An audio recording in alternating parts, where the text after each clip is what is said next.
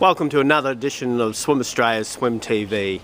Here we are at the Swim West conference in Perth with the effervescent Bev Christmas, swim school coordinator at Beatty Park. How are you going today, Bev? I'm very well, thank you, Ross. Enjoyed the conference so far? It's been wonderful as always. Yeah, and I've just seen you do another fantastic presentation. Thank you. Right. I do enjoy the presenting. Good, good. And now onto the questioning. You got that fantastic project you started last year, got rolling this year in Vietnam. Can you give us a little bit of background on that, please? Absolutely. We had a redevelopment happening at the centre I work at Beatty Park, where they were going to close our indoor pools for about 6 months. So we were all at a little bit of a loose end.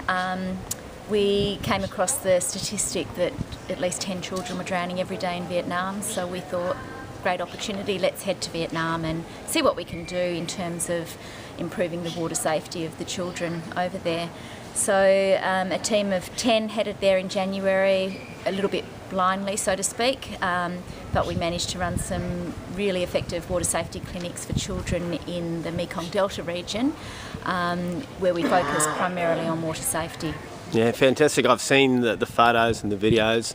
Fantastic, credit what you're doing. What about the next step now? What's happening since then? Well, we've now established ourselves as the Awesome Project, registering this as a charity.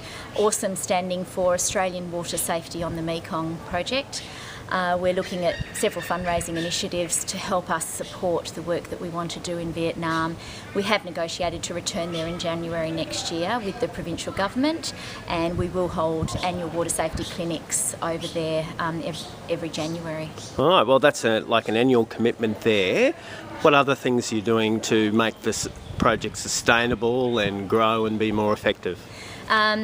Definitely sustainability is one of the key roles that we're looking at for our program.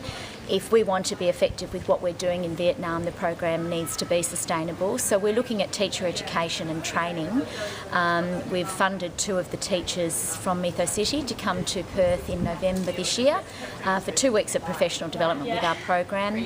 We've had our program translated into Vietnamese, and the government in the Mekong Delta region has adopted our program as the preferred method of teaching. And when we're in Vietnam each year, we will run teacher education and workshop opportunities as well. Right, so really growing into a train the trainer and help them look after themselves. That's definitely the way to make the program sustainable. Fantastic. Thanks again for your time and for being another guest on Swim Australia's Swim TV. My pleasure. Thanks, Ross.